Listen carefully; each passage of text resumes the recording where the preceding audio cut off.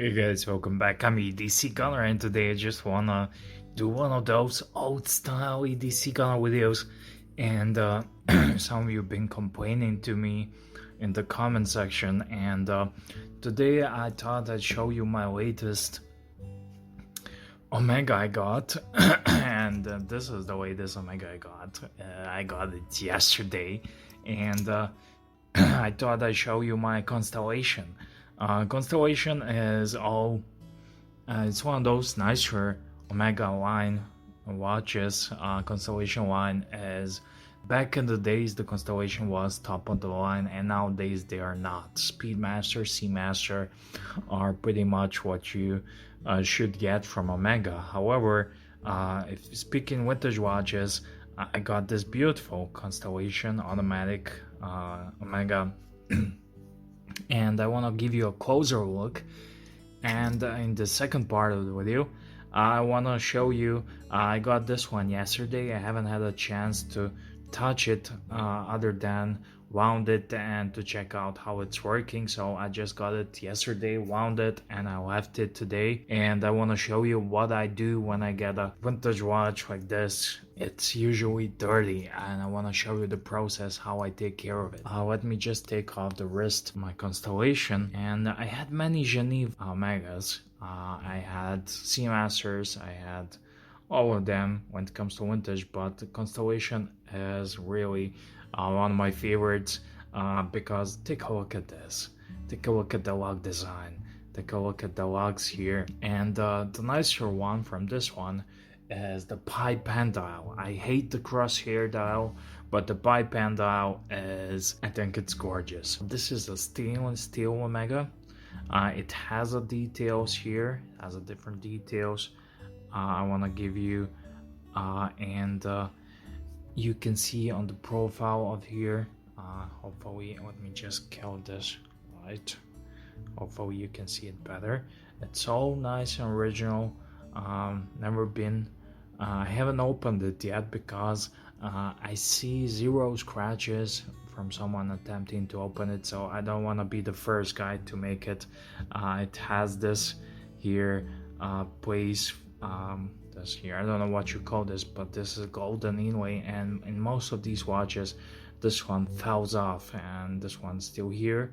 And says here Constellation, and here waterproof. The crown is signed. You can see the signed crown. This is you can manually wound this watch, and I don't know what moment is it. Like I said, I don't want to be the first one to give it a scratch, so lately I've been very clumsy, so I'm gonna take it to my watchmaker to check out the movement for inspection and everything else.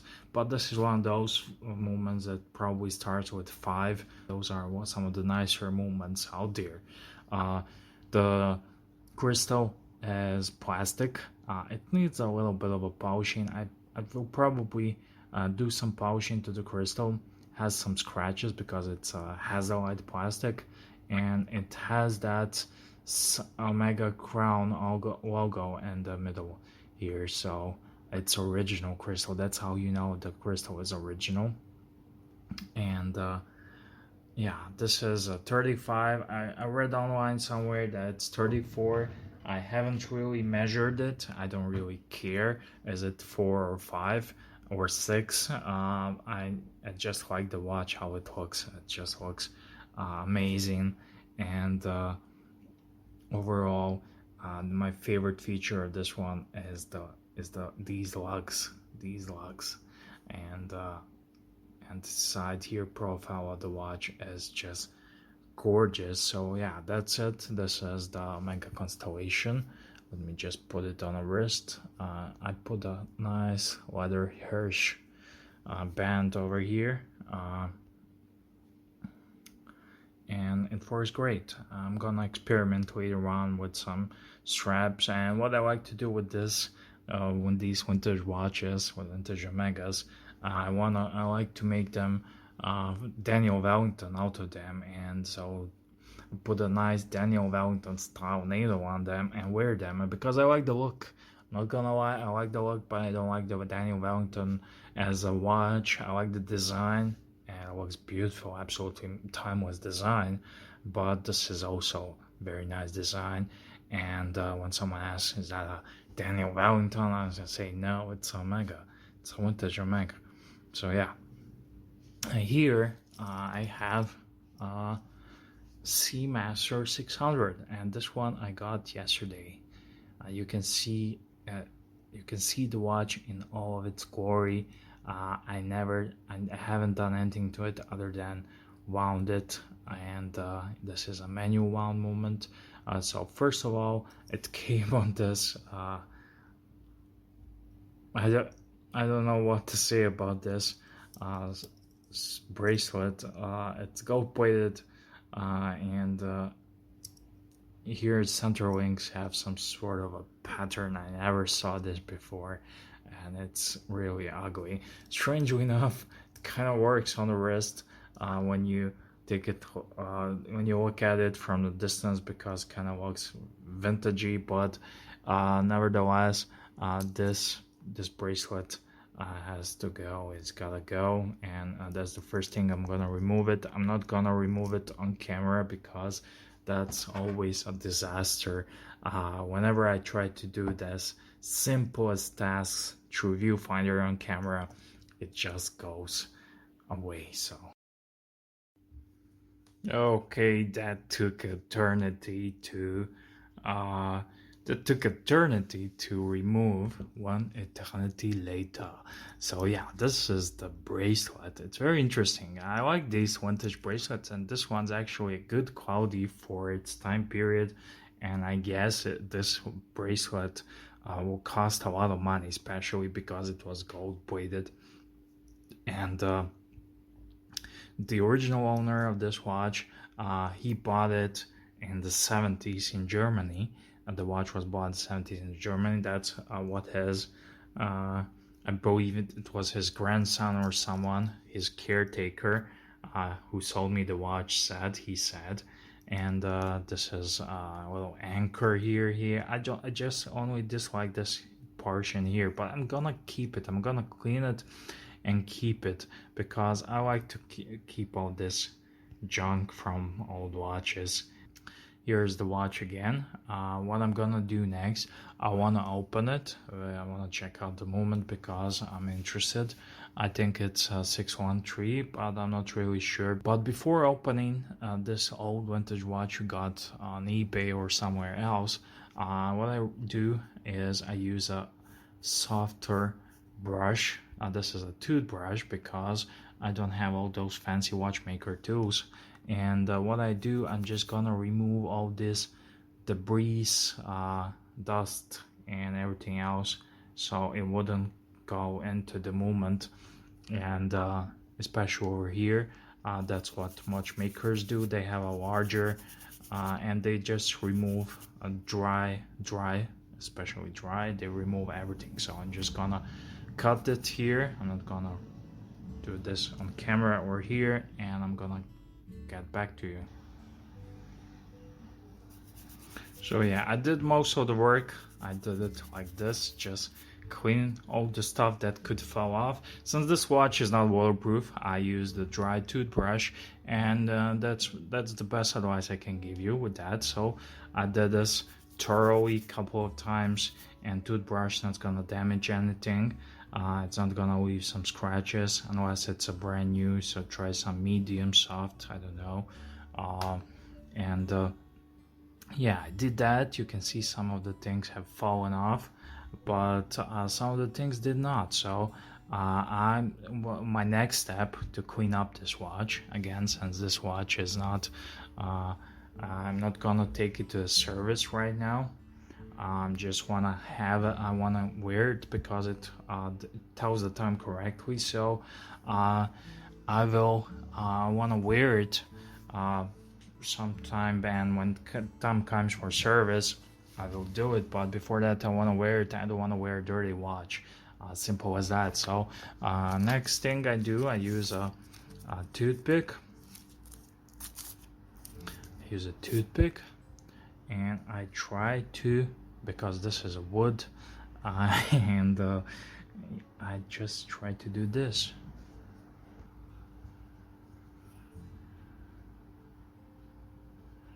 So yeah, you can see already that I'm doing this through the viewfinder. It's a bit weird, but just want to show you how much dirt, because this watch probably hasn't been cleaned ever for years. Especially I hate when I get a watch and this is that dirty. I really hate it. So I do this to all of the watches, especially vintage one, and ones I intend to keep unless it's a. But the other day I did a Casio watch. It was $10 Casio watch, and I cleaned it like this. Even I think even better than this one because it was a bit more dirtier. But you can see all of this stuff here on the toothpick. And what I like to do, because toothpicks, I just use my knife. And by the way, this is Benchmade, today's EDC, and make it a little bit sharper. Yeah, sharper. Sorry about the noises. And yeah, try to clean it as much as possible. The best thing you can do is to give it to a watchmaker, professional watchmakers, for a full service and overhaul, and they do this things and ultrasonic cleaners. They take out the movement and everything, and but I really, when I got my Datejust, did the same thing. It was very dirty, especially the bracelet. You wouldn't believe it.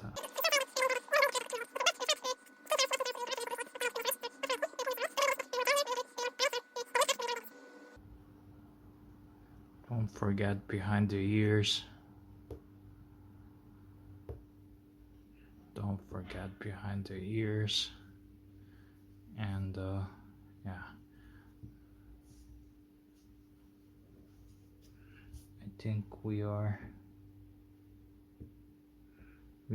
done here, almost done.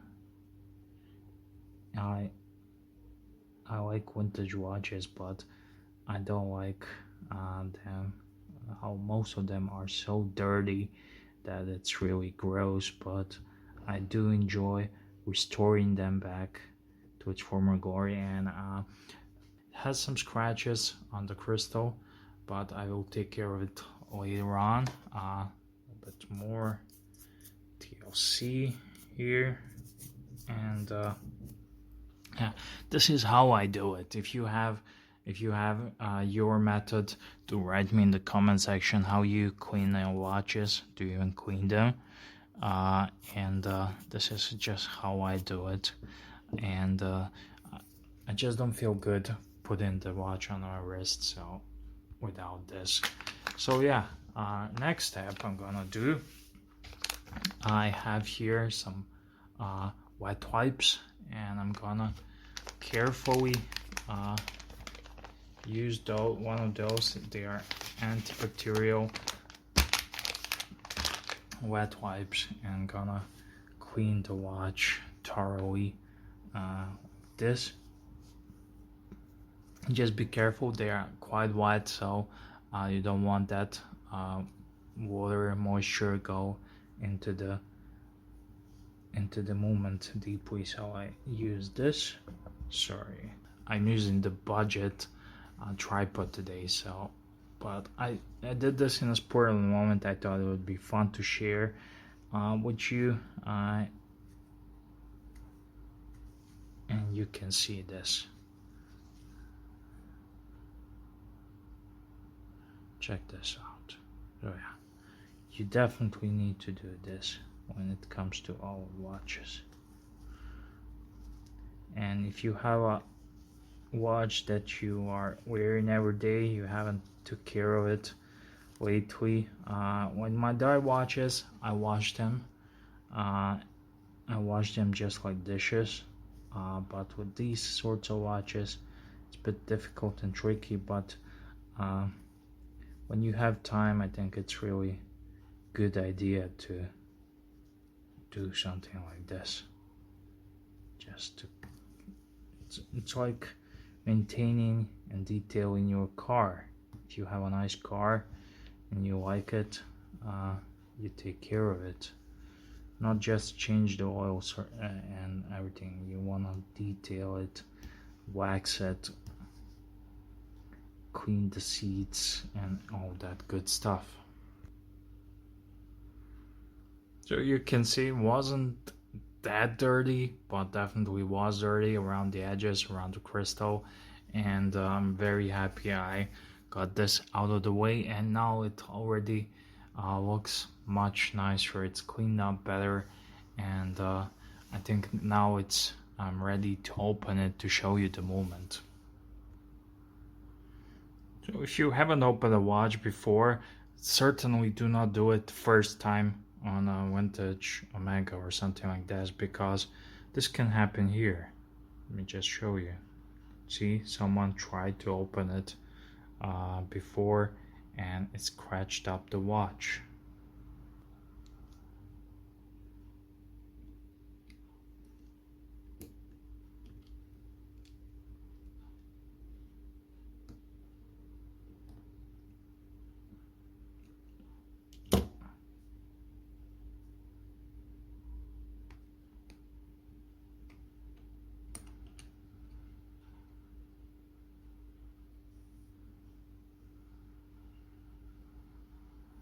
Do you see this? Seamaster Hippo, and this it bugs me. This watch is not waterproof, but it's a Seamaster, so don't be fooled by that. And you can see straight away nice perlage finish here. Let me just try to zoom in a little bit. This case back also needs some cleaning. This watch definitely needs a cleaning, and I will definitely have to service it if I decide it will be in my collection, and I think it will. Properly maintained, well taken care of, serviced, it definitely will serve you for many times. And check out the moment. I want to show you. This could be a nice thumbnail photo here. This is the Omega Caliber 611, and I thought it was 613 because of it has a date. First I thought it's a 601, but 601 does not have a date. 613 has a date, and 611 has a date, but it has a nice quickset and not just like 613. And the watch is absolutely beautiful, gorgeous, and you can see this is really a high quality movement. And of course I'm messing with this watch because I have a watchmaker readily available who can service my watch. So if you don't have a watchmaker, I would not recommend you messing with your watches. And I've done this many times. So yeah, I'm gonna close this watch up here, and I'm gonna try to find a nice strap for it.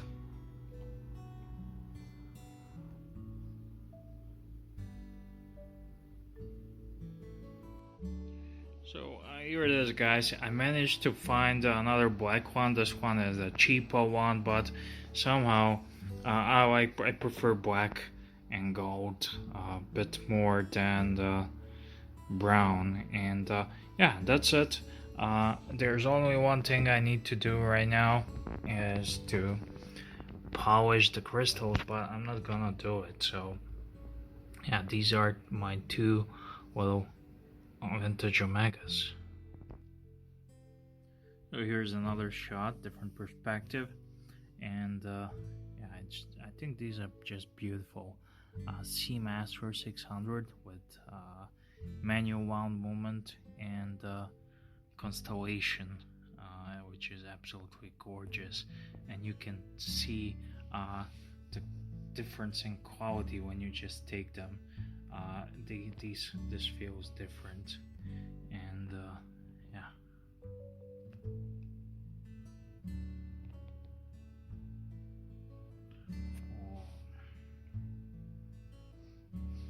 So yeah, I do have another Omega. I think I showed you that one maybe on Instagram, but these two are very nice, and I love them. So yeah, always left for me is to give you a quick wrist shot and to show you how it looks on the wrist. I think I love it. I love these vintage watches, and it doesn't feel vintage when you take a look at modern Pateks, Calatravas, and everything. This is just a timeless design that was designed many years ago, and it's here to stay. Just take a look at those Daniel Wellington watches. They've taken the world, and they are nothing different than this other than a NATO strap.